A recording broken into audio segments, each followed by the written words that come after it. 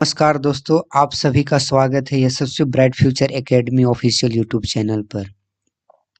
यहाँ हम CTET, estate, TET एवं सभी शिक्षक भर्ती परीक्षाओं की सबसे सरल और भरोसेमंद तरीके से तैयारी कराते हैं। तो दोस्तों, यशस्वी ब्राइट फ्यूचर एकेडमी का उद्देश्य है एनसीईआरटी आधारित पढ़ाई, सीटेट के पूरे सिलेबस की तैयारी, पीवाई की इम्पोर्टेंट फैक्ट बिल्कुल आसान और सरल हिंदी भाषा में हर तरीके से सीटेट के लिए महत्वपूर्ण होती है। और इस चैनल पर हमेशा एनसीईआरटी कंटेंट ही पढ़ाई जाती है। तो हम लोग पिछले के वीडियो में आपको डिस्कस किया गया था कि कहाँ तक। तो पिछले की वीडियो में हम लोग बहुत सारे डिस्कस किए थे, जो इम्पोर्टेंट फैक्ट जो सीटेट की एग्जाम और में बहुत ही इम्पोर्टेंट है, वो हमेशा वहीं से क्वेश्चन पूछे जाते हैं। तो आज का हम टॉपिक स्टार्ट करते हैं पिछले की वीडियो के बाद। आज फिर उससे आगे हम इम्पोर्टेंट फैक्ट लेकर आया हूँ जो मोस्ट इम्पोर्टेंट है आपके लिए। तो अब हम आज स्टार्ट करने जा रहे हैं वहां से मिनरल्स, खनिज लवण। कि खनिज लवण से भी क्वेश्चन हमेशा पूछे जाते हैं कि खनिज लवण आखिर कहाँ से कौन से हमारे शरीर के लिए मोस्ट इम्पोर्टेंट है। तो देखिए, खनिज लवण में हम लोग चलते तो कैल्शियम। कैल्शियम का हमारे शरीर में मुख्य कार्य क्या है, वो चीज को हम लोग समझेंगे। तो खनिज लवण जो कैल्शियम जो है, इस सशक्त अस्थियों और हड्डियों, दांतों को निर्माण के लिए अत्यधिक आवश्यक है, महत्वपूर्ण इंपॉर्टेंट है। मांसपेशी की सुचारू क्रिया के लिए आवश्यक भी है यह, क्योंकि ये हमेशा यहाँ से क्वेश्चन पूछ दिए जाते हैं। सशक्त अस्थियों और दांतों के निर्माण के लिए आवश्यक होते हैं कौन? कैल्शियम। मांसपेशियों की सुचारू क्रिया के लिए आवश्यक होते हैं कौन? कैल्शियम। इसकी कमी से हमारे शरीर में क्या होता है? तो अस्थि सुशीरता।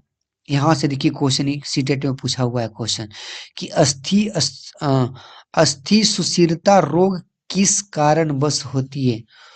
किस खनिज लवण की कमी से अस्थि सुशीरता रोग उत्पन्न होती है? तो याद रखिएगा, कैल्शियम की कमी से होती है।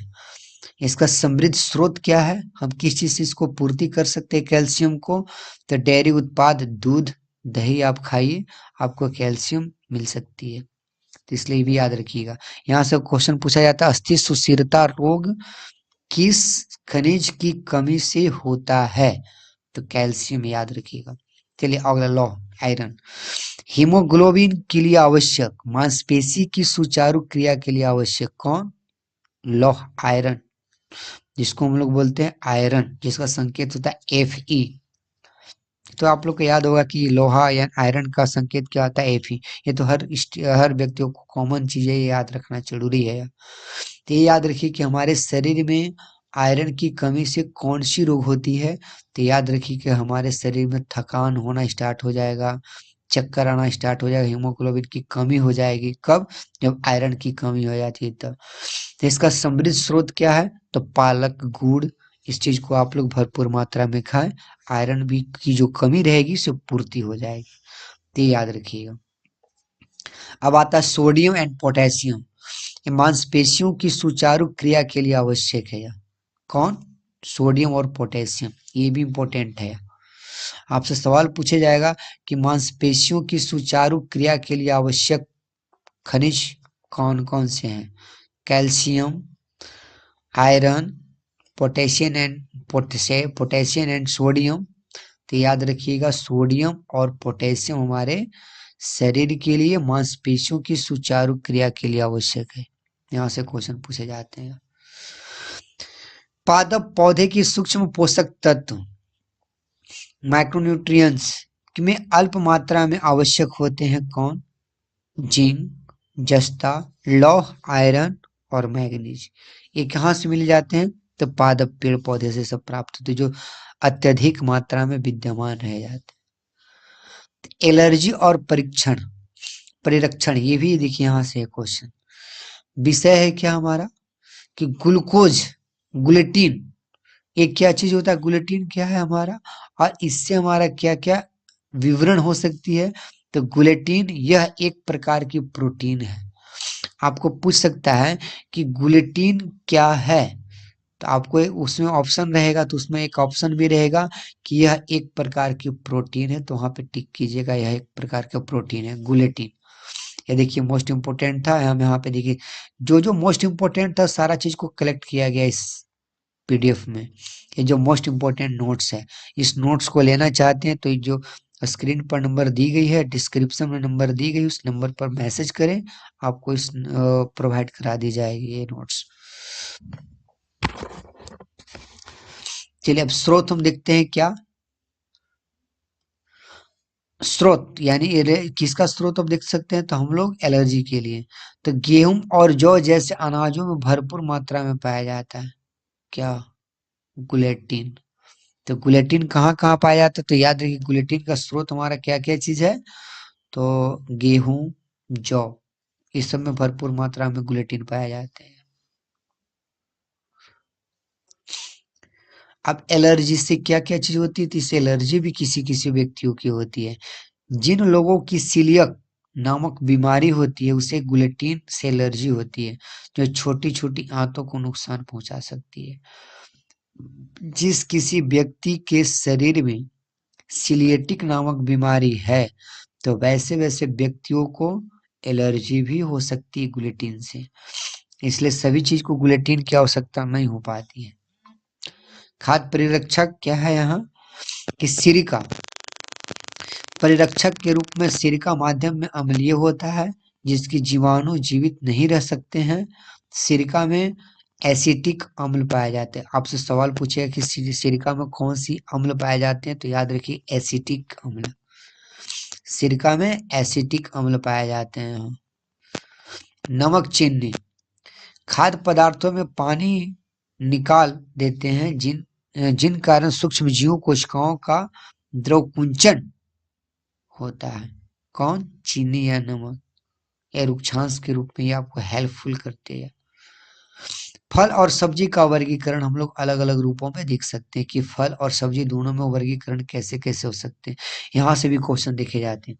ये जितने भी हम सारे चीज इंपॉर्टेंट फैक्ट लेके आए हैं, इसके लास्ट में आपको एक एमसीक्यू है। अगर इतना सारा चीज कंप्लीट रहेगा तो बहुत सारे एमसीक्यू लगा सकते हैं, जो एग्जाम हॉल में डायरेक्ट क्वेश्चन पूछने को मिला है, देखने को मिलता है। तो क्या क्या चीज हमारे पास है, तो फल और सब्जी में वर्गीकरण क्या क्या, फल फ्रूट्स वे खाद्य भाग जो पौधे के पुष्प फ्लावर से विकसित होते हैं, जिसमें बीज सीड्स पाए जाते हैं। उदाहरण के लिए भिंडी, ओकरा। ये क्या है हमारा, फल किसे कहते हैं, तो फल वे होते हैं जो खाद्य भाग में पौधे के पुष्प से विकसित होते हैं और जिनमें बीज पाए जाते हैं, वो क्या होते हैं, फल। उदाहरण के लिए भिंडी, भिंडी को फल के रूप में माने जाते हैं। सब्जी वेजिटेबल्स वे खाद्य भाग जो पौधे के अन्य भागों जैसे जड़, तना, पत्तों आदि से प्राप्त होते हैं, उसे हम लोग सब्जी कहते हैं। तो याद रखिए सब्जी किसे कहते हैं, फल किसे कहते हैं, तो फल प्राप्त होने के लिए पुष्प से विकसित होता है या फूल से विकसित होता है और जिसमें बीज पाया जाता है, उसको हम लोग फल कहेंगे। जैसे भिंडी हमारा पुष्प से निकलती है, पुष्प से तैयार होता है, जबकि सब्जी हमारा अन्य भागों से आता है, जैसे जड़ से हो, तना से हो, पत्तियां से हो प्राप्त होती है, तो उसे सब्जी कहेंगे। जैसे पालक, आलू, मूली, गाजर, अदरक, ये सब हमारा सब्जी के रूप में आते हैं। प्रोटीन परिरक्षक का सही क्रम क्या क्या चीज है, याद रखिएगा। तो खाद्य पदार्थों में प्रोटीन की स्थिति का परीक्षण करने के चरण क्या क्या दिए गए, पदार्थ तैयार करना बी। चलिए यहाँ पे ध्यान दीजिएगा, ये आपको इम्पोर्टेंट है। पदार्थ तैयार करना, जैसे बी में परीक्षण किए जाने वाले खाद्य पदार्थों का पाउडर अथवा पेस्ट बनाइए। हम कैसे उसको प्राप्त कर सकते हैं, कैसे उसको जांच सकते हैं, देखिए यहाँ पे क्या कर सकते हैं, प्रोटीन की परीक्षण का सही क्रम। हम प्रोटीन को कैसे पहचान कर सकते हैं, कैसे पहचानित कर सकते हैं, ये भी आपको यहाँ से क्वेश्चन देखने को मिलता है, देखा भी गया इस क्वेश्चन। ये चीज अगर समझते हैं तो इससे 2-3 क्वेश्चन आगे आपको क्वेश्चन बन सकता है जो एमसीक्यू में पूछे गए हैं क्वेश्चन। प्रोटीन परीक्षण का सही क्रम क्या क्या चीज होता है, तो याद रखिए उसमें क्या क्या चीज होते हैं। तो सबसे फर्स्ट में क्या है, अब कैसे पहचान सकते हैं कि इसमें प्रोटीन है, उस चीज को पहचाना जा सकता है। तो पदार्थ तैयार बी, परीक्षण किए जाने वाला खाद्य पदार्थों का पाउडर अथवा पेस्ट बनाइए। पहला नंबर ए में क्या है कि ए में फर्स्ट में है कि जल मिलाइए उसको। ए में क्या है कि सबसे पहले उसको जल मिलाइए, जो खाद्य पदार्थ है उसको पहले नंबर जल मिलाइए। खाद्य पदार्थों को कुछ भाग परखनली में लेकर उसमें 10 बूंद जल डालिए और परखनली को हिलाइए। इसके बाद फिर क्या है कि पदार्थ तैयार होने पर परीक्षण किए जाने पर वह पदार्थ का पाउडर अथवा पेस्ट बनाइए। जैसे पानी से अगर भीग जाता है तो उसको पेस्ट बना लीजिए या पाउडर, ना तो सुखाकर पाउडर भी बना सकते हैं। फिर कॉपर सल्फेट का विलयन, डी क्या उसमें, इसमें 2 बूंद कॉपर सल्फेट का विलयन भी मिलाइए। कास्टिक सोडा मिलाना, कास्टिक सोडा भी उसको मिलाइए। परखनाली में 10 बूंद कास्टिक सोडा मिलाए, विलयन में डाली और भली भांति हिलाइए। अब हिलाने के बाद अब फिर क्या होता है, लास्ट में रिएक्शन क्या होती है कि उसकी परिणाम क्या मिलता है कि परिणाम में हमको क्या प्राप्त होता है कि अगर खाद्य पदार्थ का रंगीन भाग रंग बैंगनी रंग के में बदल जाती है तो यह प्रोटीन में, इस भोजन में प्रोटीन की मात्रा उपस्थिति है। ये सब सारा चीज काम करने के बाद अगर देखा जाए लास्ट में कि खाद्य पदार्थों का रंग बैंगनी रंग में बदल जाती है तो उसमें प्रोटीन है, ये समझा जाता है। ये आपको प्रोटीन की पहचानने की रूल है, इस तरीका से पूछे जाते हैं। अब हम लोग यहाँ से एमसीक्यू लेकर आते हैं। अब इससे संबंधित हम अगले वीडियो में अब इसी जितने भी सारा चीज इंपॉर्टेंट फैक्ट बताए इस टॉपिक पर, विशेष करके सारे चीज इंपॉर्टेंट फैक्ट हम बताए और टॉपिक पर हर चीज को लेकर बताए हम, तो इसी से टॉपिक से लेकर अब हम अगले वीडियो में एक एमसीक्यू लेकर आएंगे। अगर इतने सारे क्वेश्चन अगर आपको माइंड पर कंप्लीट हो गए होंगे तो जो भी एमसीक्यू लेकर आएंगे, जो पीवाईक्यू लेकर आएंगे हम, तो इसी से सारा चीज संबंधित है। अतः इस चैनल को सब्सक्राइब करें, शेयर करें, लाइक करें। जिस अगर सीटेट की तैयारी करने वाला व्यक्ति उसके पास शेयर भी करें। और ये हमेशा पीछे वाला वीडियो को आप एक बार रिकॉल कर लिया कीजिए। अगर अगले एमसीक्यू बनाने जा रहे हैं तो पीछे वाला वीडियो को एक बार रिकॉल करके शुरू से अंत तक देख लीजिए। अब इसके बाद एमसीक्यू बनाने का प्रयास कीजिए। All to all MCQ confirm तरीके से बनेंगे और तैयारी जबरदस्त तरीके से होंगी। मैं आपको चैलेंज देता हूं कि एक बार में आपको सीटेट हम निकालने की दावा करते हैं। दोस्त आज की क्लास यहीं तक। कल कल हम सीटेट का और भी ज़्यादा इम्पोर्टेंट एमसीक्यू लेकर आएंगे। जिन बच्चों को अभी तक सीटेट के इम्पोर्टेंट नोट्स नहीं मिले हैं, यशस्वी ब्राइट फ्यूचर एकेडमी के साथ जुड़े रहिए और सफलता निश्चित पूर्वक तैयारी करते रहिए। और इस नंबर जो नीचे डिस्क्रिप्शन में जो नंबर दिए गए हैं उस नंबर पर मैसेज कीजिए, आपको ये नोट्स प्रोवाइड करा दी जाएगी। और इस चैनल को बिल्कुल सब्सक्राइब करें और शेयर भी करें। और अगले वीडियो में हम एमसीक्यू लेकर आएंगे जो मोस्ट इम्पोर्टेंट एमसीक्यू रहेगा, जो एग्जाम वार में हमेशा देखने को मिलता ही है और प्लस में आगे भी देखने को मिलेगा।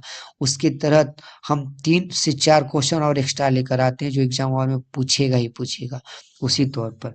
तो अगले वीडियो में हमेशा नेक्स्ट चीज़ हम पढ़ाएंगे। अतः इस चैनल को सब्सक्राइब कर लें और जैसे ही ये अगर वीडियो मैं स्टार्ट करता हूँ डालूंगा अगर यूट्यूब चैनल पर, तो सारा चीज़ का नोटिफिकेशन पहले नंबर आपके पास पहुंचेगा। अतः इस चैनल को बिल्कुल सब्सक्राइब करें और शेयर करें और अपने दोस्तों के पास भी शेयर करें जो सीटेट की तैयारी करना चाहते हैं, एक ही बार में निकालना चाहते हैं, उनके लिए बहुत मोस्ट इम्पोर्टेंट है। ठीक है, आज का क्लास यहीं तक। जय हिंद।